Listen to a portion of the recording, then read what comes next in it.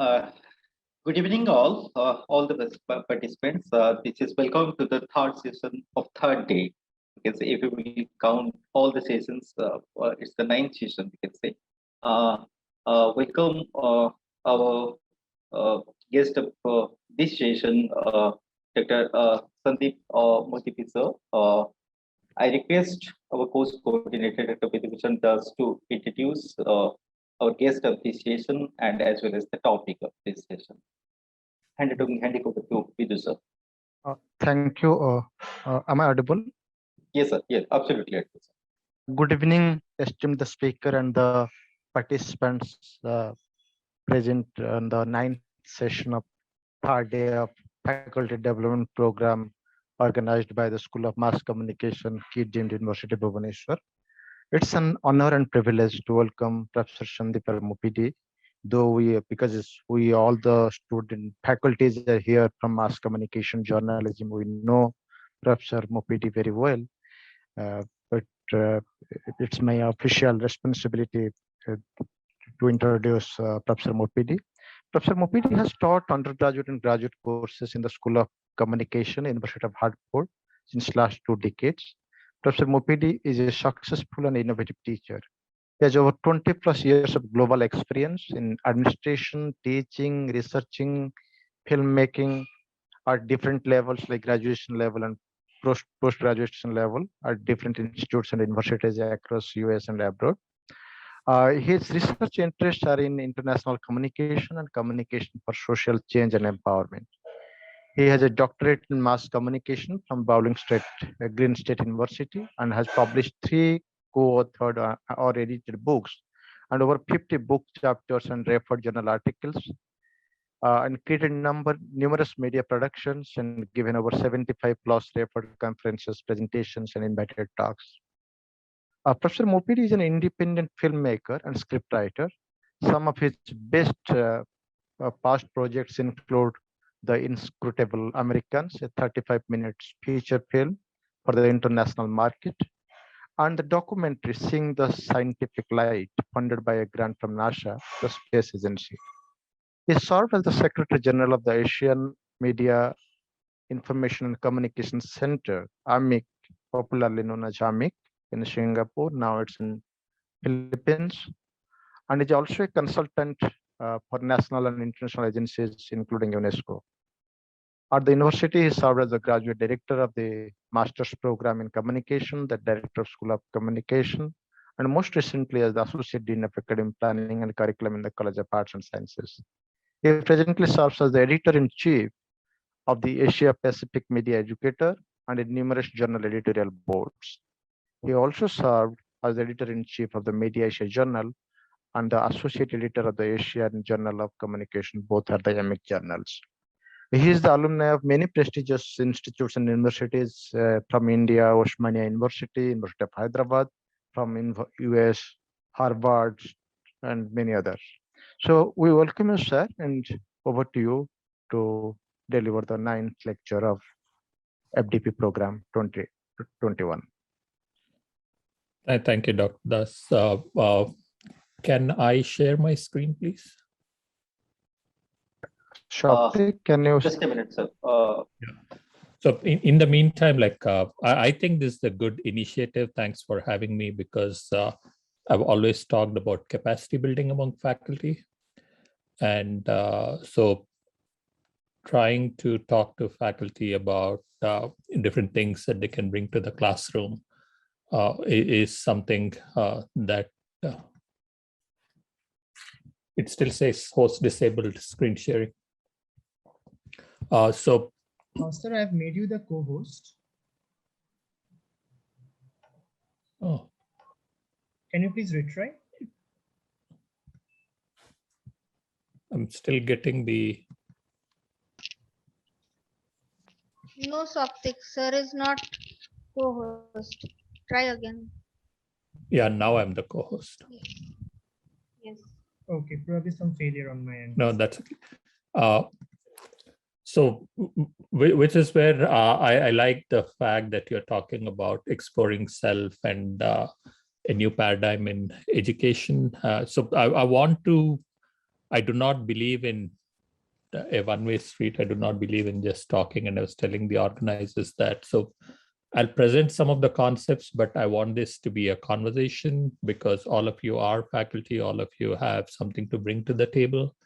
And it'll be much better if we can interact and talk about what we can contribute to the discussion, which is where we went back and forth about what the topic could be. And I came up with active learning and learning-centered pedagogical approaches because when I got done with my PhD and I was given a faculty job, and probably it's true of you, probably it's not, but I'm sure some of you had this experience where you are given this faculty job and basically said, okay, now go teach, right?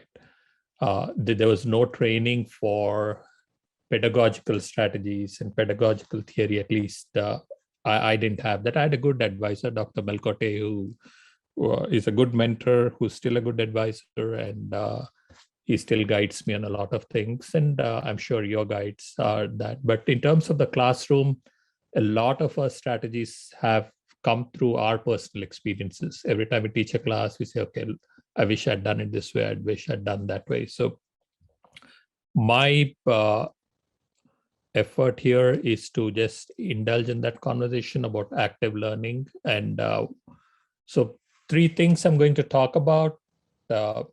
And some of you are already familiar with this, but just to make sure that all of us are on the same playing field. Just to briefly talk about the difference between active and passive learning, the difference between instructor versus learner-centered. At least when I went to school in India and went to college in India, it was all an instructor-centered learning process. In some places, it might still be that, but I'm not making any assumptions. You might already be doing this.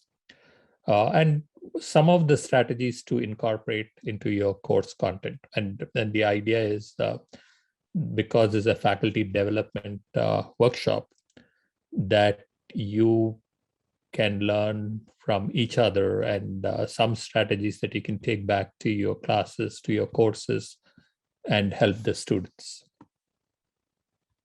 Okay, so in order for that to work, I just have some questions to start us off. I just need to get a sense for what courses do you teach and what are the common issues you encounter in your teaching, and if you have found the magic bullet in terms of how we can address some of these issues, and what tips you can have or you suggest for others to improve their teaching. So feel free to put that in the chat or unmute yourself and talk. I'd prefer unmuting yourself and talking, but chat is fine too. I can read out the chat, and then I'll use that as the sort of discussion to take forward.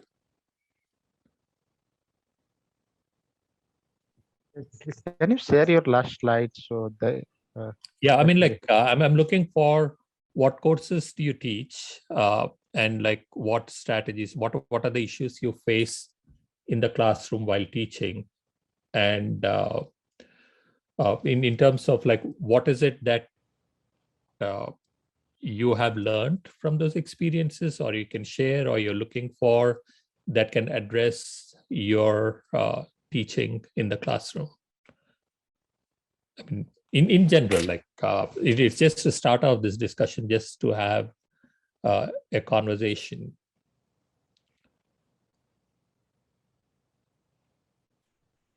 I request all the faculties, you can type down your answers to the questions in the chat box, or you can raise your hand and you can start directly. Sir, Yeah, all of you are faculty. I mean, Yes. like, imagine what you'd feel if your students just Yes. kept quiet and didn't talk. If I may. hello, Sandeep sir. Yeah. Hello, am I audible? Yes, audible? yes, Professor, please go ahead. Yeah, Thank you. Hello, Sandeep sir. I teach cultural studies and cinema studies at Central University of Rajasthan. And the issues that I found, because in cultural studies, when I talk about some of the foundational uh, concepts like talking or problematizing the notion of the caste system, or problematizing the concept of gender, or the way we look at media. So the students start like because they are already socialized into a different milieu altogether, where their very foundations shattered because of this topics in the cultural studies. Or for example, I'm talking about aesthetics of a film, so how to look into cinema or how to read cinema. So some of them would be like thinking that, okay, let us have a masala blockbuster film instead of watching a like silent film or film of Italian filmmakers or French filmmakers. So because they find it very boring. So it then becomes very much tough for me to how to make them learn watching a cinema or reading a cinema. And then what I made is I divided them into groups, and then I told them like, you explain what you understood by this mise en scène, or what you understood by some of the other concepts in a film. And there were certain other concepts that they came up with, and it was a learning experience for me as well. Like I would not have seen the cinema in that particular manner, and they came up with a very interesting way of understanding the cinema. Mhm. So this is one of the few examples that I can think of No, right now. that's a good strategy, and we'll talk about that. Like, I mean, that's a good strategy, and you're absolutely right. I mean, students come in very conditioned into a particular way of thinking, that the teacher is the sage with the knowledge to dispel, and you turn on the tap, and they're there to drink it, right? But we live in an information age where different people come to the table with some of them sometimes already know more than we do on a certain topic, on a certain subject, especially when it comes to technology or when it comes to certain things. And you're absolutely right in terms of people thinking that teaching, learning about film or cinema is not just about masala cinema. There's nothing wrong. I mean, there's a lot of things you can learn about the popular entertainment format, but there's a lot more to learn about cinema. And there's a lot that we also can get from our own backgrounds, our own cultures, and our own kinds of things. And in the chat, I have other responses: radio, DevCom, e-extension, advanced training techniques. So what are common issues that you face? I mean, in terms of teaching, and that you might benefit from having, and because we are talking about crowdsourcing all the strategies, there are a lot of people here who have different experiences in the classroom. In the last institution, I used to teach a paper called Stage Production, both theory and practical papers. The practical paper became extremely popular, and students used to look forward to it. Once pandemic hit, the classes with the most popular paper had to stop.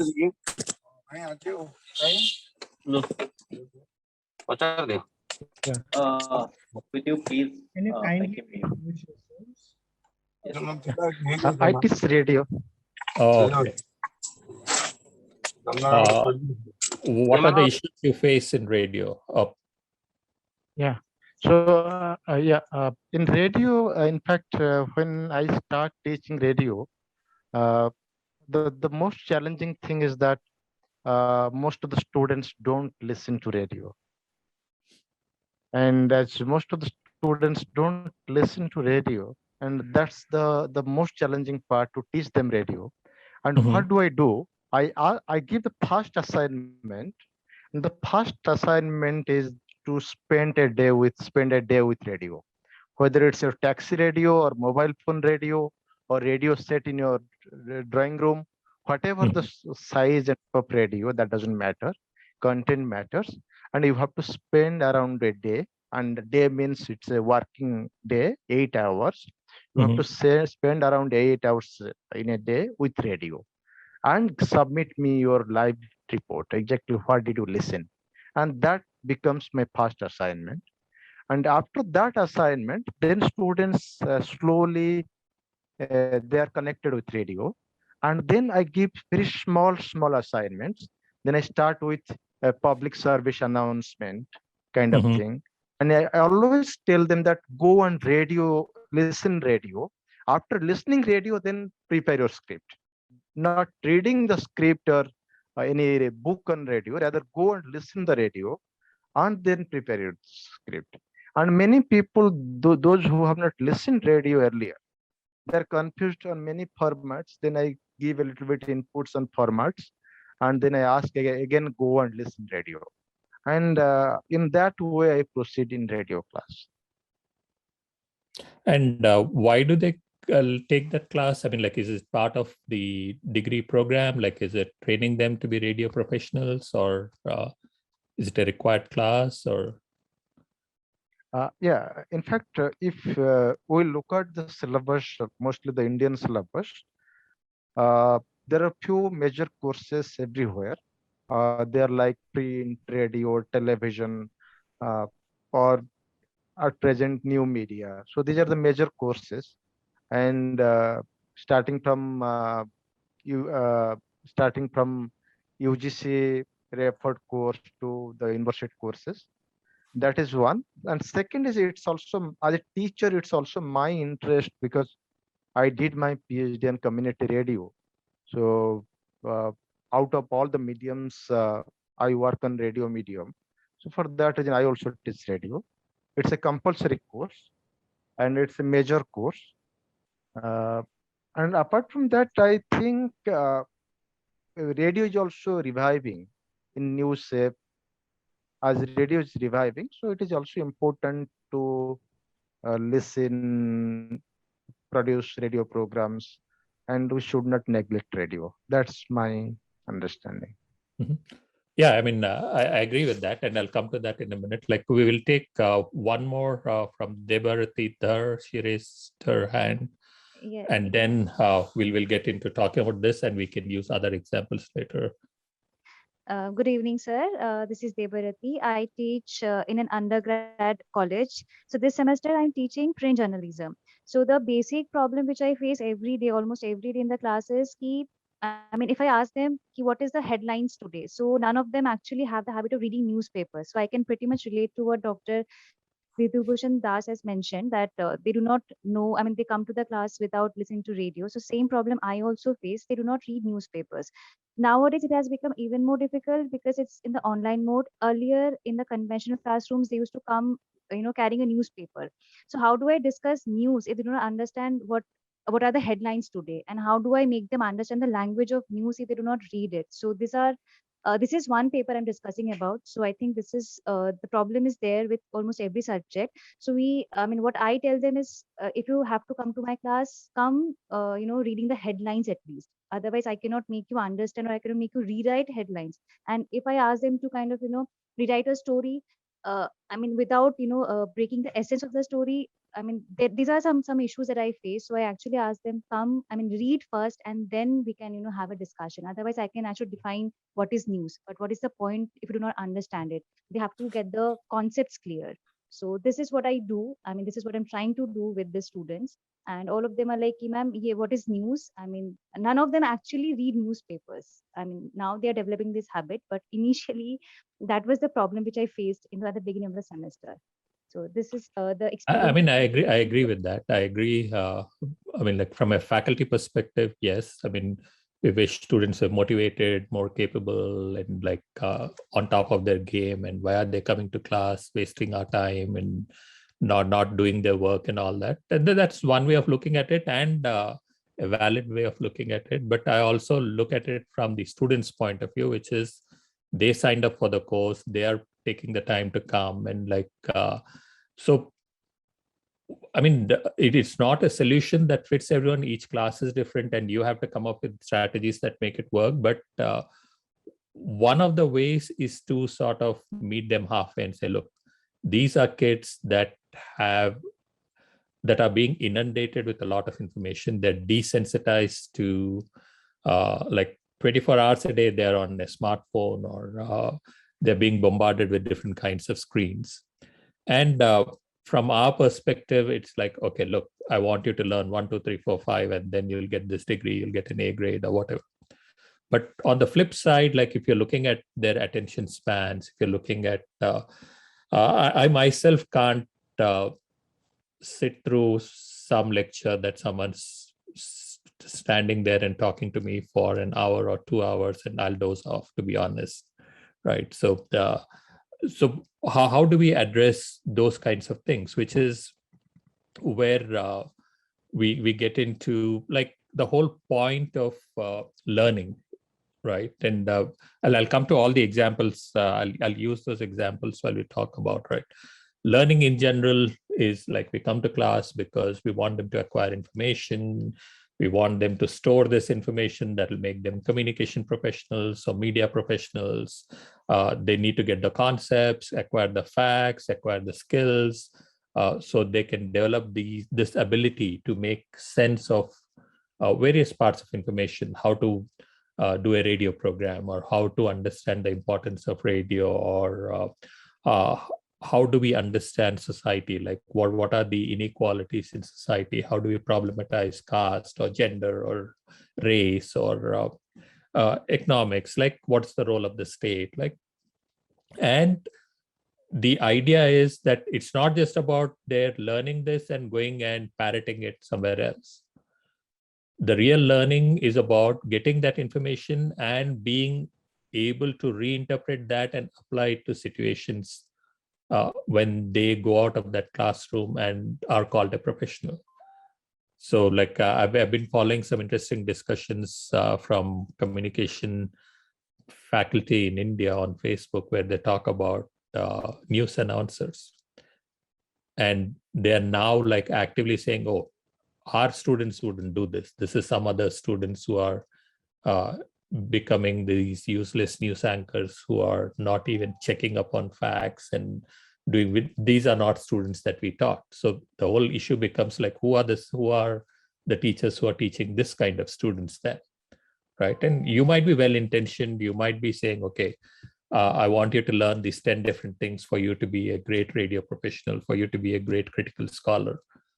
But either we are not communicating it in the right way, or they are not motivated enough, or even they are not getting it in the way they should be getting it, right?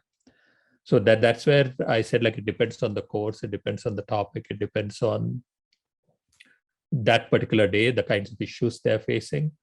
So traditional classroom passive learning, at least when I was learning in India, and even here, like there are faculty I still sit in on classes who do this, which is the old model, right? Before the information world, which is teachers are the sages, right?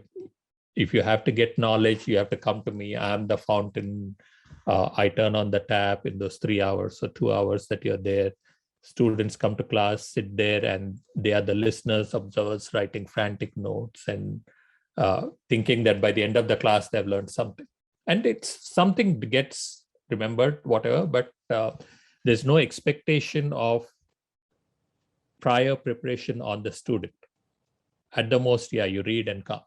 This is the reading for the week. You read and come, and they don't even know what to read from that. But the expectations are very low on what the student's bringing to the table. And whether they come to the class or not, they'll borrow the notes from someone else, and they're not really missing out on anything. And so attendance is by personal choice. Like I don't feel like I need to attend today, or I'll ask my friend to take the notes and I'll borrow those notes. And the entire competition is with others. Am I getting the first rank or someone else getting the first rank? And everything is measured by the grade, right?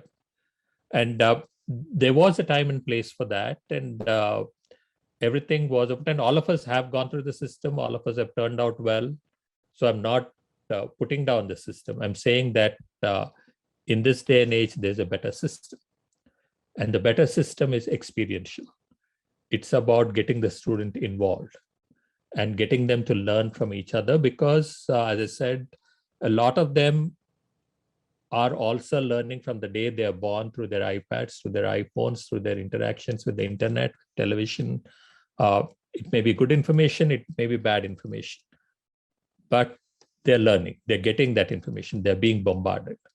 So when they come to your class and you're telling them, okay, like this is the 4 theories of the press, this theory 1, theory 2, theory 3. Yeah, I mean, like it's something they can read. It's probably something they can Google and they can get.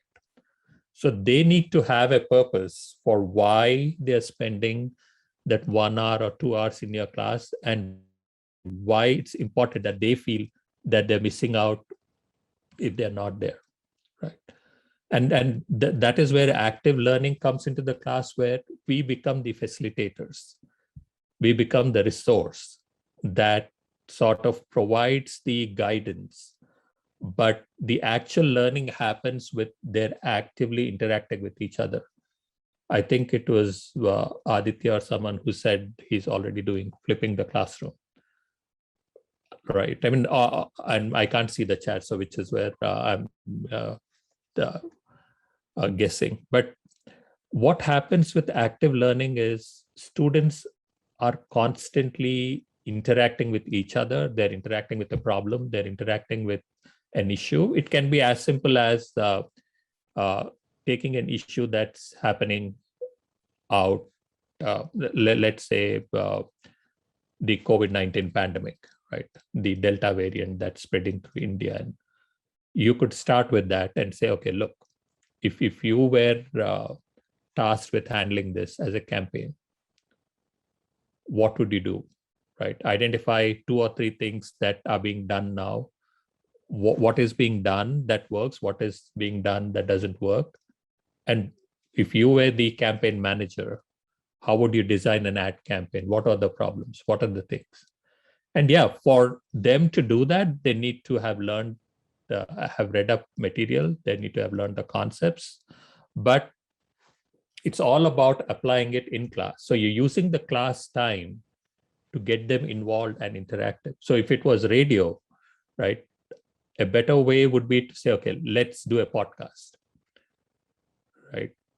Let's talk about a podcast on some topic that's of their interest, right? It could be Japanese anime, it could be a PUBG, it could be whatever topic that they're interested in. And say, like, how would you do a podcast on this? And then talk about how is this any different from a radio show, right? Well, what are the things that are similar? Why I'm just making this up? I'm just talking aloud. And like, if we really sat down and worked through our curriculum and our lesson plans, we would probably do a much better job. But I'm, in the interest of time, I'm just throwing ideas out there so we can get the sense. But when you're working in a group situation, the peer kind of interaction is what drives that learning, right? And in terms of if they don't come to class, they know they're missing out because the group pressure will be on them. And so and everyone that's in their group, everyone around them becomes a resource, every interaction. So if they don't read the news of the day and come to class and the group says, "Arey, how come you don't know this happened today?" That's automatically motivation enough for them to say, hey, one, I don't want to be the person dragging the group down, but I also want to look good with my own peers. It's not about the faculty. It's not about the grade. It's about my own peers. I'm not saying it works for everyone, but that works much better than passive learning, right? So in terms of the learner-centered teaching, what I mean is that as opposed to the instructor-centered teaching, which is the person standing in front of the classroom and dispelling knowledge, learner-centered teaching has multiple types of teaching methods. The focus is on the process. It's on the students that are learning. And it places the emphasis of that learning on the person doing the learning. So the person who's in your class, who's taking the course, is the one who has to demonstrate that there's a reason why they are there. And it can be as simple as saying, okay, like one of the things I do in my class is I don't know if everyone uses a learning management system in India, but for those who do, like I do use Blackboard. My course is run through Blackboard, but you can do it even in a non-electronic format where I say before you come to class, you post 3 questions for discussion on the assigned reading. And I specify criteria for what those discussion questions need to be. And it ensures that they have done the reading. And when they come to class, I bring it up on sort of the screen, and I pick randomly and I say, let's talk about this. What did you mean by this? And I follow that up with dividing students into groups and saying, let's find the responses for how this plays out in this particular scenario, in this particular case. Or we can randomly pick some event that happened that day and use it, right? So the emphasis is on applying the concepts. It's on actively keeping them involved rather than sitting there and dozing off or being on their phone. Or so they're constantly getting up, walking around, and things like that. And the corresponding thing in the pandemic situation now is to do breakout rooms on Zoom, right?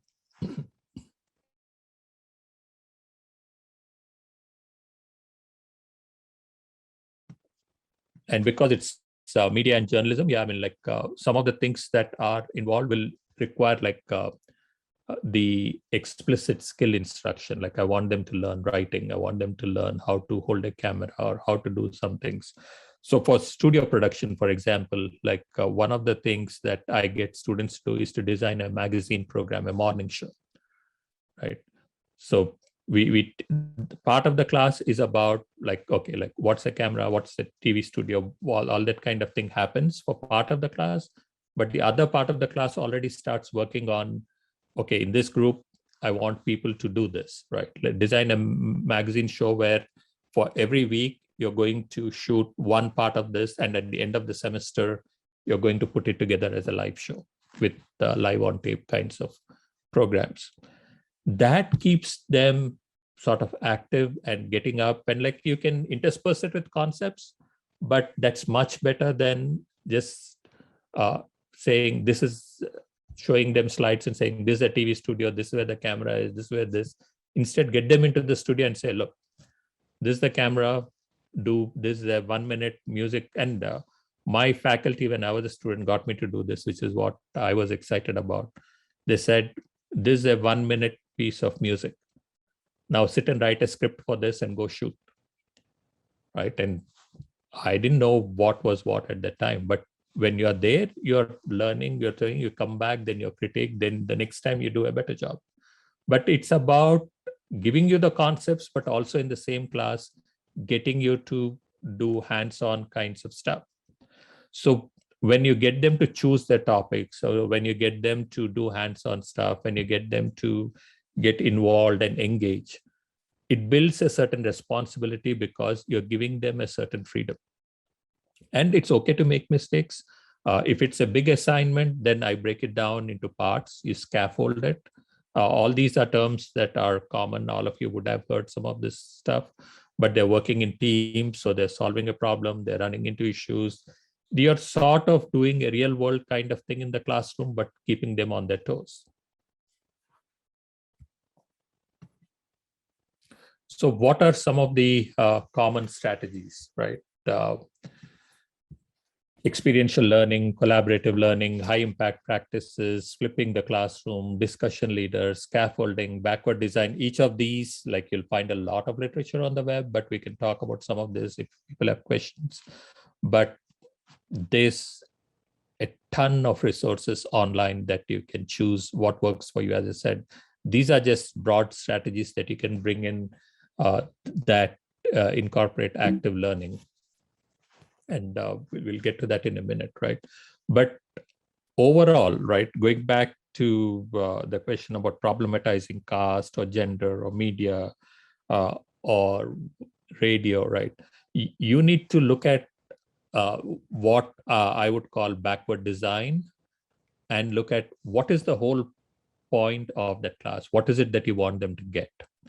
The material that you're using is to get them to learn, but what is the learning that you want them to get? These are some of the skills that any learning needs to get across, which is they need to learn to think critically. So if someone's coming in and telling them this is how society works, they should be able to be critical consumers of, let's say, research, right? Information, fake information, disinformation, any kinds of things. Like, they need to be able to be critical consumers.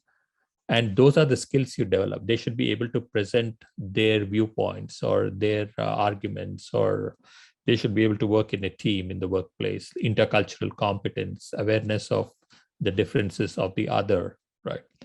In terms of inequalities, in terms of the kinds of social conditions and social practices and traditions that advantage few and disadvantage others, and the kinds of spaces that people interact and have a responsibility, right? Tools, like nowadays, you can't have media and journalism professional that is not, and Manisha was talking about that in terms of even coding and other kinds of things, right? Emerging media tools, writing for the media. How is it different writing for the radio versus television, whatever, but practically doing it, like with the same example, getting them to say, okay, like, now how would you do this differently for something else? But this is what it boils down to. In passive learning, they learn, right? For in that particular scenario, they remember that lesson, they remember 4 theories of the press, understand it, apply it in that scenario, analyze it, give them an exam, they'll do it, and they'll create that TV show or radio show or podcast. But the real understanding should be the goal, which is when they go out of that classroom, can they still explain it and apply it to different scenarios, reinterpret it in different scenarios, apply it to, like they might have learned how to do it in your class, but if they're faced with a completely new scenario, can they apply the same concepts? Can they demonstrate it? And empathy and building and innovating and all those are part of that, right? So taking what they learn in a given scenario and applying it to any number of scenarios is what really makes a true professional in that area. So meaningful learning generally works if we design learning tasks with a question or a problem to be solved, give them time to figure it out, then present their solutions, and then get them to explore why something is working or not working, and whether they looked at it a particular way, and whether they should have looked at something else, or so giving them credit for where they come up with innovative solutions, but also critiquing them and pointing them to certain things that they didn't notice, right? I think making them uncomfortable is important. Promoting controversy, I tell my students, like, because they try to guess what my opinion is and try to agree with that. I always tell them, like, you can take whatever position you want. I'll always argue the other side. And the point is, you have to see both sides or multiple sides. It's not black and white, right? So all my assignments are open-ended and generate multiple responses. And at the end of the day, like, even when I teach research methods, my first class in research methods says, all of you think doing a survey is research, and quantitative is the best way to do research. And if by the end of those 12 weeks or 15 weeks, if I'm making you doubt quantitative research as precise, and if I'm making you uncomfortable that you know everything about research, then I have achieved my task. And most every student who takes my graduate research methods agrees, because through the year, through the semester, we are talking about each method, what it involves, but what are the problems with that. So in terms of theory, how do you get them to read and analyze theoretical context, right? We take cases, we look at what accounts for that existence of that order, right? So if you're looking at problematizing caste, Or if you're looking at problematizing gender or media, why is it that women are the ones still bearing the brunt of social work in labor in the homes? It's changed a lot, hopefully, but why is it that men are not equal partners in taking care of homework? Why is it that we don't have daycare centers in workplaces? Who designed workplaces, right? If women were asked to design workplaces, everyone would have said, yeah, I mean, taking care of children is a priority. Why don't we have daycare centers in the workplace? Right? Well, why do we have clubs? Why not daycare centers? We have faculty clubs, we have other things, we have restaurants, we have everything. But those are the kinds of things we get students to think about. And historically, current wise, everything, you look at practices and try and come up with what are the forces that are responsible for steering that behavior, what are the norms.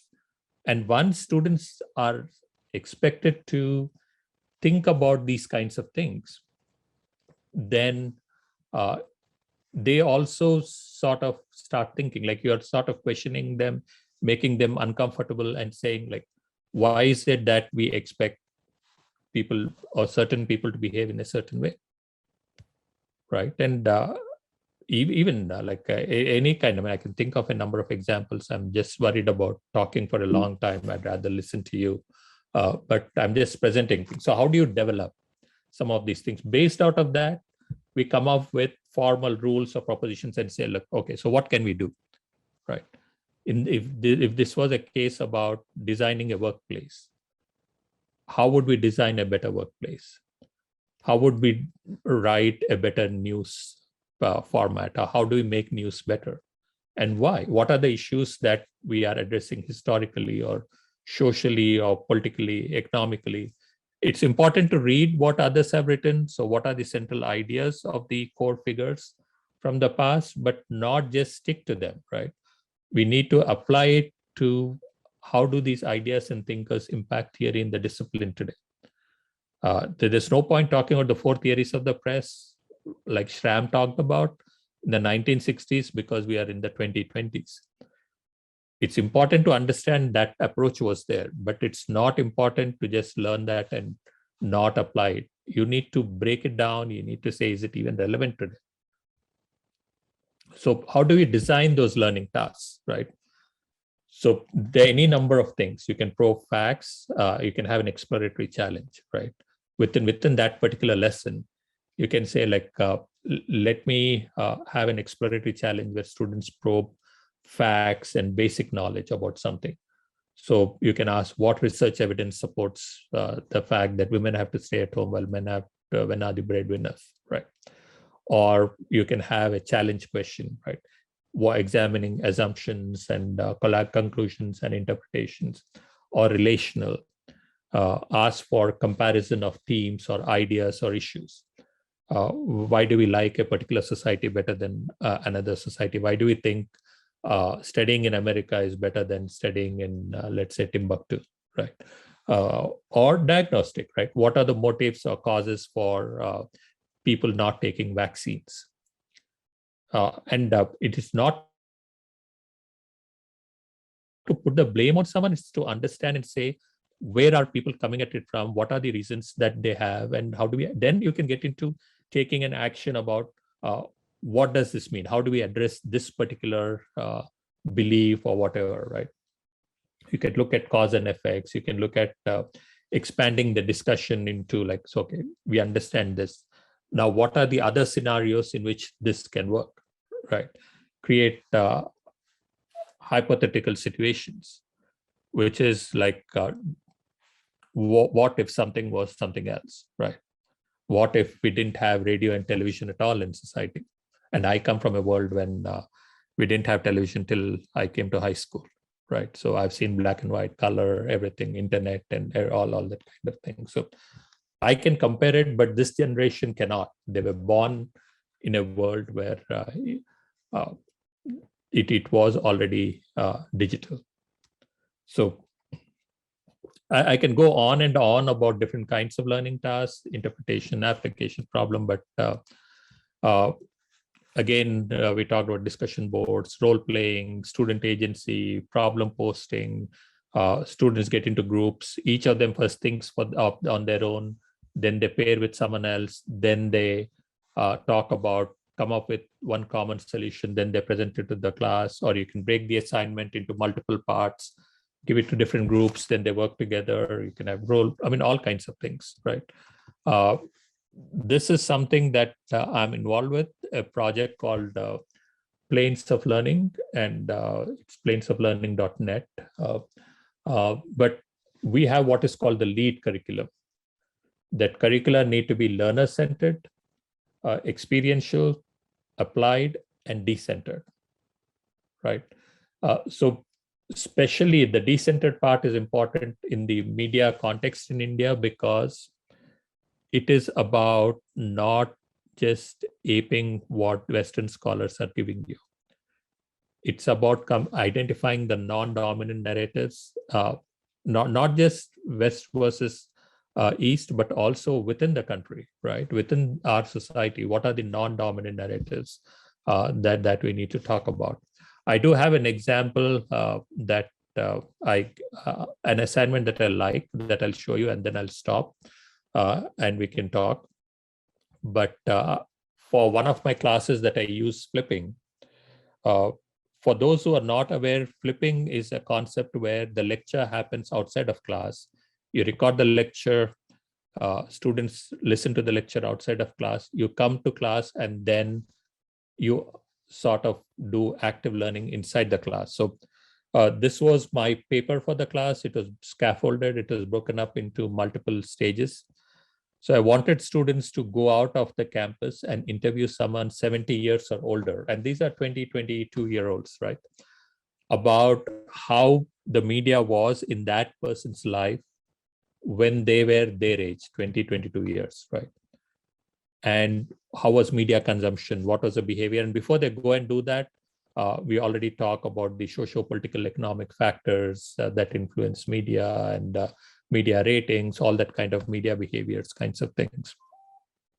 When they talk to them, they come back and write a paper analyzing the socio-economic, political, cultural context. And each of them, because they're talking to different people, different ages, they come back with a different kind of reason, different kind of influence. And so in the class, they get to work on, okay, like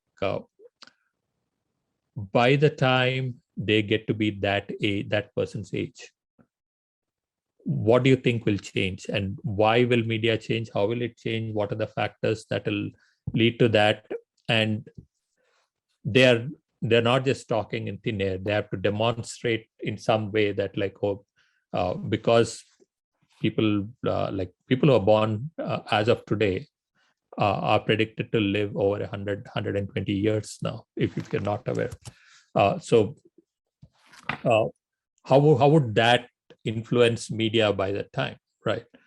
So those are the kinds of things that you pose actively that gets them to apply those concepts and get involved. So they won't have time to get bored.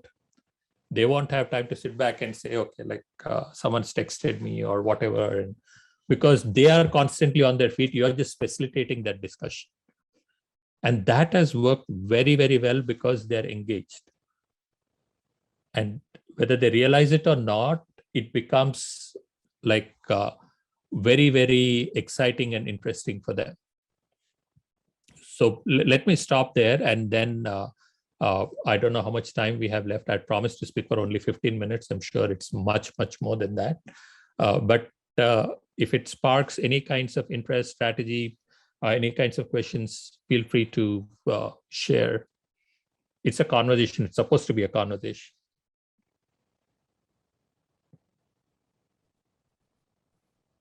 I think there are a few questions in the chat box. Can the moderator facilitate that, or we need some?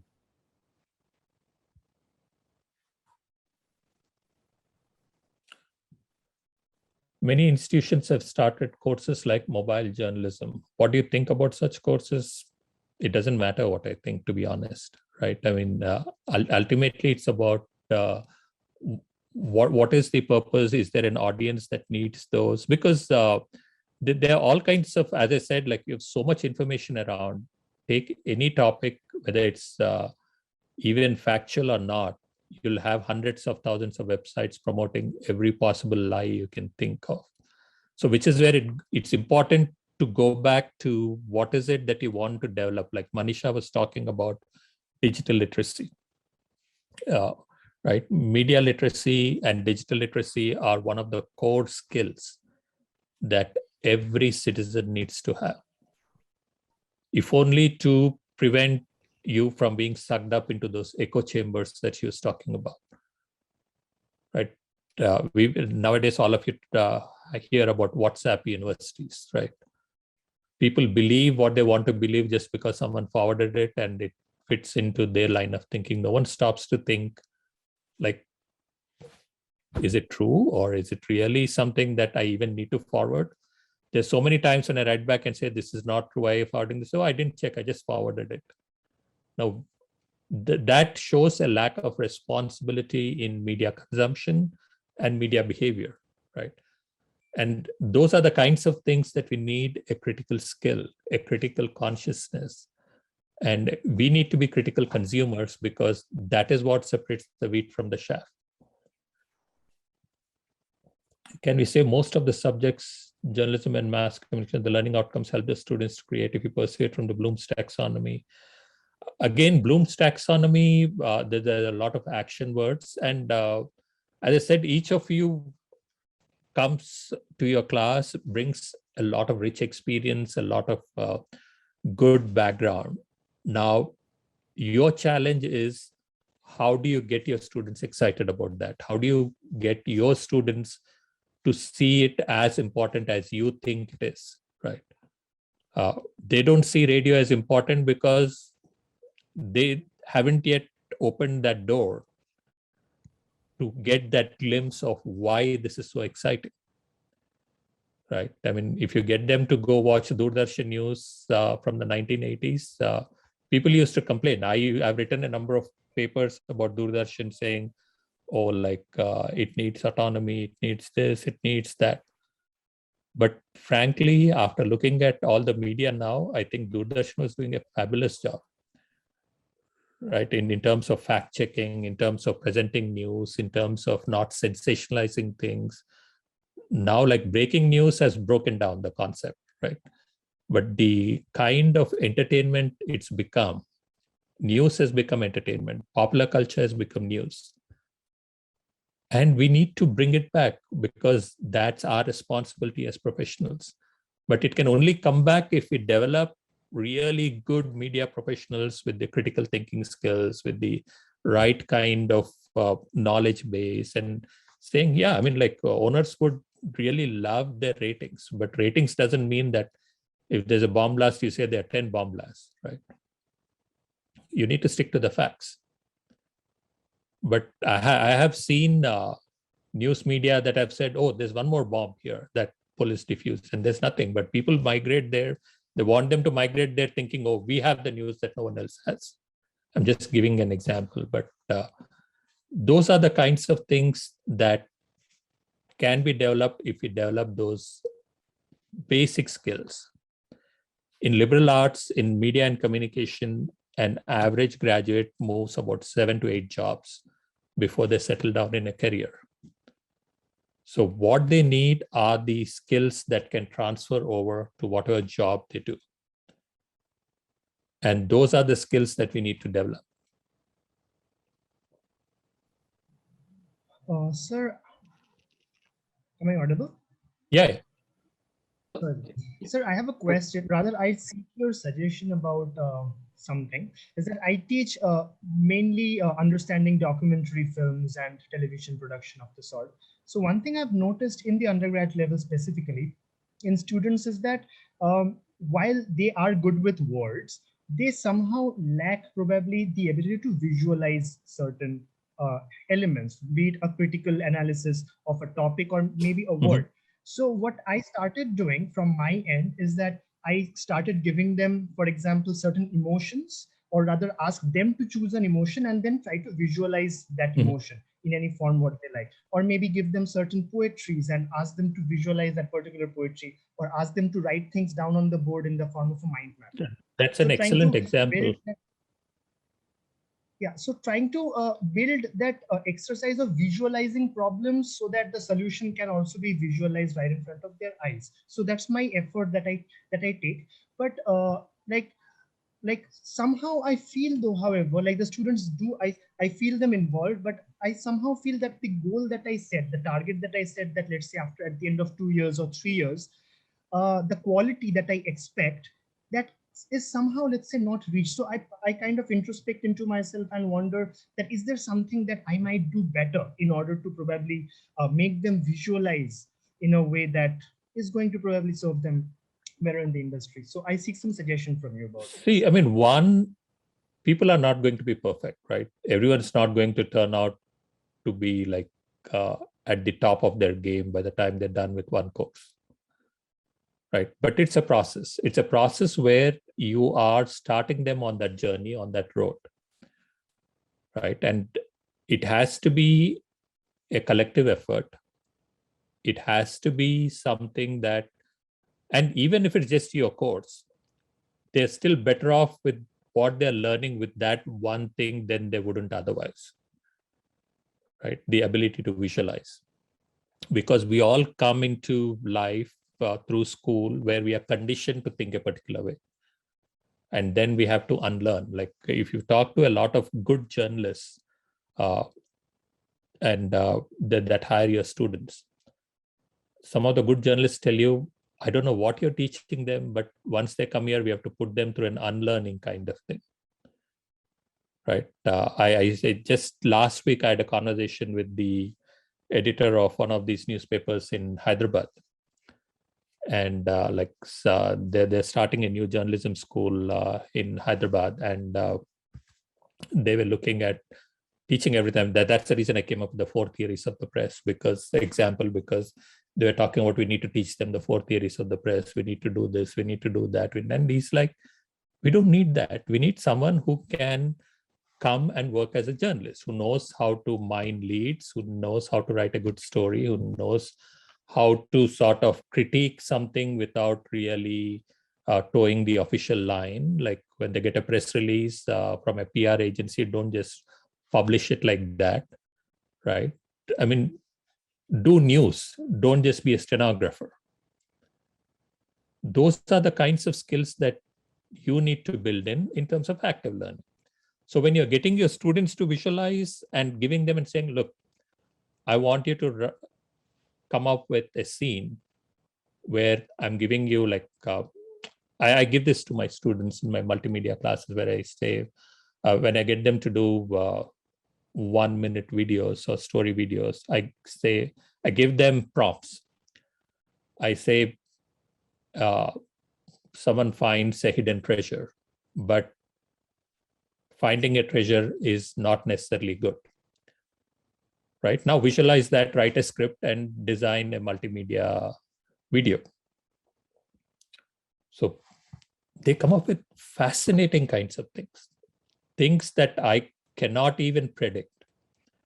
But that is what makes it interesting for them, right? And will everyone do it? No, but a lot of people do it. But the people who don't do it because either that day they're having a bad day or they're not. But at least you have 90% of the students who are much better than my saying, okay, this is how you write a script. This is how you do this. This is how you do that. Come on, you're done. Now let's test you. Right. So that's the experiential learning part of it that I'm talking about.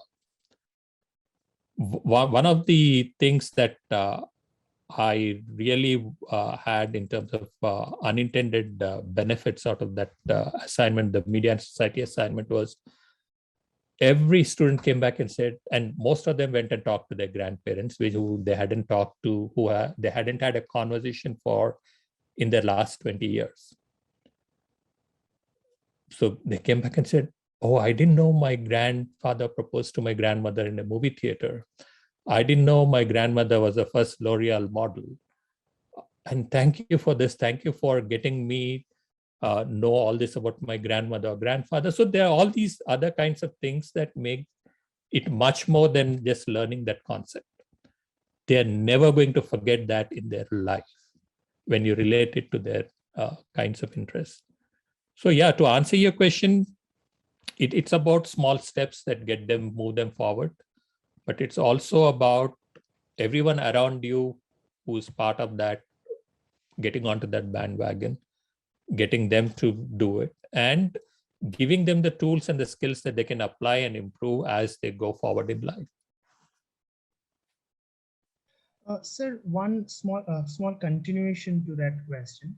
Like, do you think at least at the undergrad level, in the designing of the course, if we talk about that, we should let's say probably inculcate some elements, taking inspiration from humanities background as to how to critically look at certain things, and trying to break it down from that perspective. Because like skills are one thing, yes, like the physical skills that they have of handling a camera per se, but how to look at the world is another set of skill altogether. Yeah, I mean, that's important. I mean, if you look at my teaching philosophy, like all of us are supposed to write teaching philosophies and research philosophies and administrative philosophies. So the thing I do is I mention that in my teaching philosophy, that it's about developing that critical conscientization of the student, even if it's television, right? Like all my studio production classes involve, I have about 18 students in every semester. They rotate on every position in the studio, from lighting to VTR to audio to graphics and so I get them through all these exercises where they're going through all that, because fine, I mean, you might just want to be the director, but you need to know what each role involves.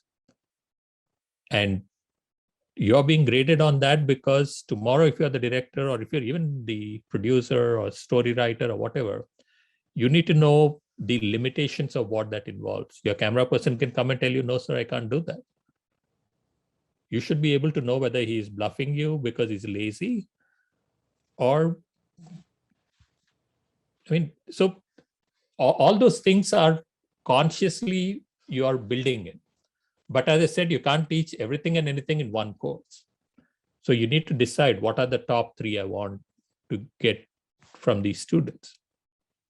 And then work, that's the backward design part of it. I don't know how much time we have, but I can speak for hours on this. So, but it's up to you guys.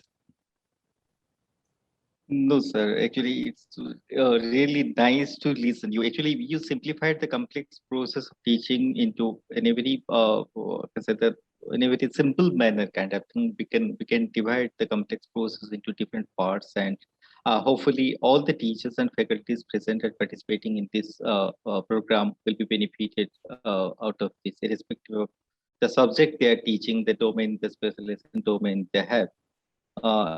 I think we have a little bit of there, so I invite more questions from participants. If you have any queries and questions, you can ask the same directly, or you can type out the same in the chat box.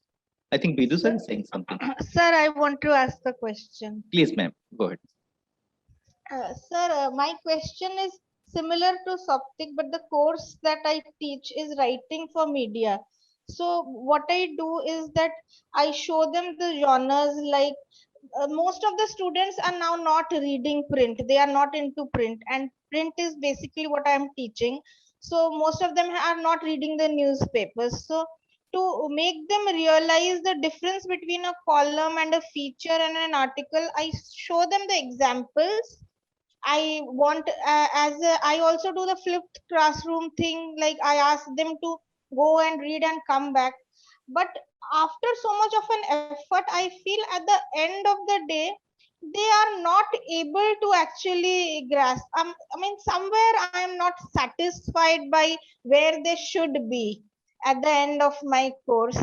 And so I feel that should I break it down further? Or that is my first question. Second question is, in a flipped classroom scenario, should I give them the reading material or should I just give them the indicators that these are the things that they should go through, or should I give them precise materials to go through? Yeah, a lot depends on what are the learning outcomes of your course, right? I mean, like as I said, there's so many things you can do with even teaching them writing for the media. So if I asked you, what are the 3 things you want them to get by the time they pass out of your course, or even 3 things in a particular lesson, right? If you're writing a feature, what are the 3 things they need to keep in mind, right? And because, yeah, go ahead. I feel the ability to have an original idea. Second is good writing skills and engaging way of writing. And the third is would be probably that would be the first, the ability to identify like good writing, a good feature basically, because all the time you want them to write a feature, they want to write a content piece like how to kind of thing. So I want them to get out of that and do something original, something good, something that represents them basically, and not to take that easy way out. That is what True. they are always trying to do. And this is like, just I'm speaking of the top of my head. If we sat down and thought about it, I would come up probably with a different response. But if I was doing that, I would probably ask each of them to get a good example of what they thought was a feature article to class, right? Then pick on a couple of people or whatever and say, okay, let's talk about why do you think this is a good feature?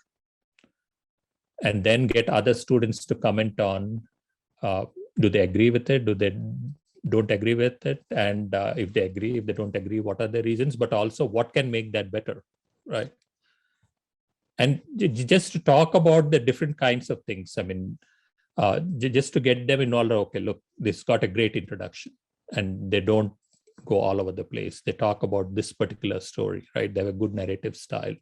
They have do this, like they conclude well and they're summarizing well or whatever, right? And then you break it down into different kinds of things and say, okay, look, how else can we write this, right? Like if we are doing this for the Hindu or the Times of India or Enadu or in any newspaper in your region, would it be different? Would it be the same? It is just about getting them engaged so they see through that engagement that learning happens. We can list 10 things on the board, right? And say a good feature is this. It'll have a good beginning, it'll have a good middle, it'll have a good conclusion, it'll have this. Fine. They'll remember that till they write your exam. After that, they won't. They may not. I mean, they might, they may not. But what they'll definitely remember is if they are actively involved in the process of critiquing something and coming up, there's much more understanding of that material. So which is where you have to pick the 3 things, 2, 3, 4 things, depending on the time you have, right?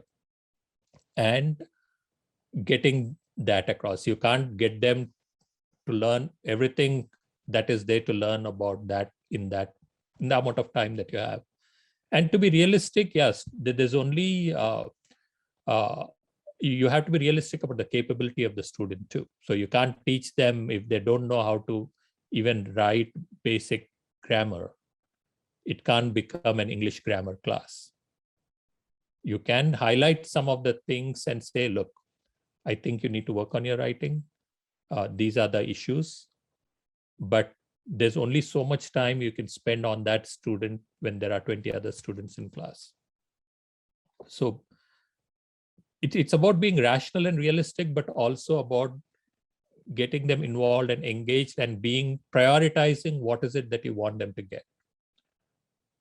And as I said, like you give them the basic tools, you show them the direction to go in, you launch them on that journey, and additional classes start building on that. So that is why you have a curriculum, right? It's like they learn, they're introduced to the concepts in one class. You're reinforcing the concepts in another class, and you're assessing them for a certain kind of competency in a higher level class. So that kind of thinking requires everyone around you to be part of that discussion. Say they're learning about radio here, they're learning about critical theory here, they're learning about television here. But the common themes there is they're developing a critical ability to evaluate media, to use evidence, to talk about research, to use other things. So you can't do everything and anything. Pick your battle, pick your choices, and that is what defines a good program, right? In the larger sense.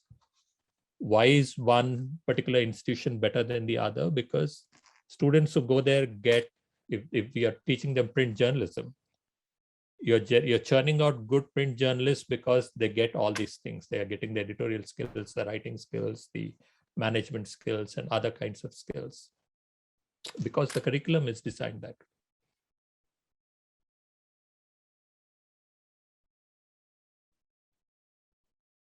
Thank you so much, sir. Actually, both things are important, developing of the curriculum and as well as the implementation part of it. How do we implement it? How do we use the curriculum? Yes, of course. Dr. Harikumar has raised Yes, hand. yes. Dr. Harikumar, would you like to ask anything?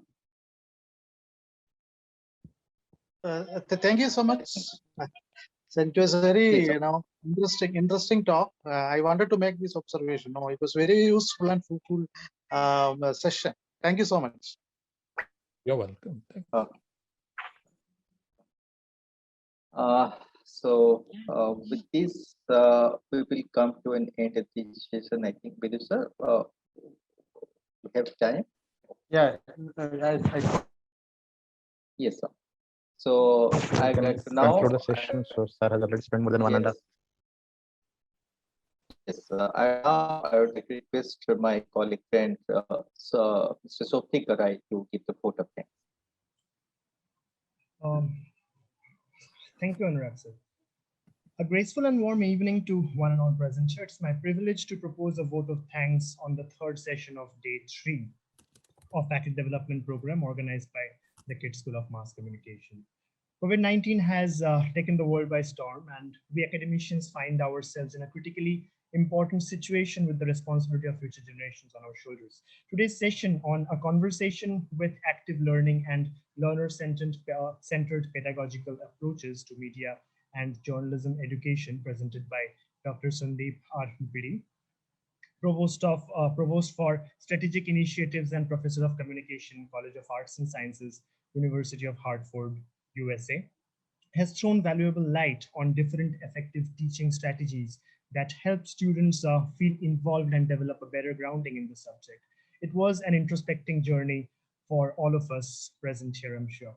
I, Shopte Gorai, on behalf of School of Mass Communication and the entire fraternity of KIIT deemed university, extend my most sincere thanks to Dr. Achyuta Samanta, Honorable Founder of KIIT and KISS, Professor Hrishikesh Mohanty, the Vice Chancellor of KIIT deemed university, Dr. Sasmita Samanta, Pro Vice Chancellor, Professor Gyanaranjan Mohanty, the Registrar of KIIT deemed university.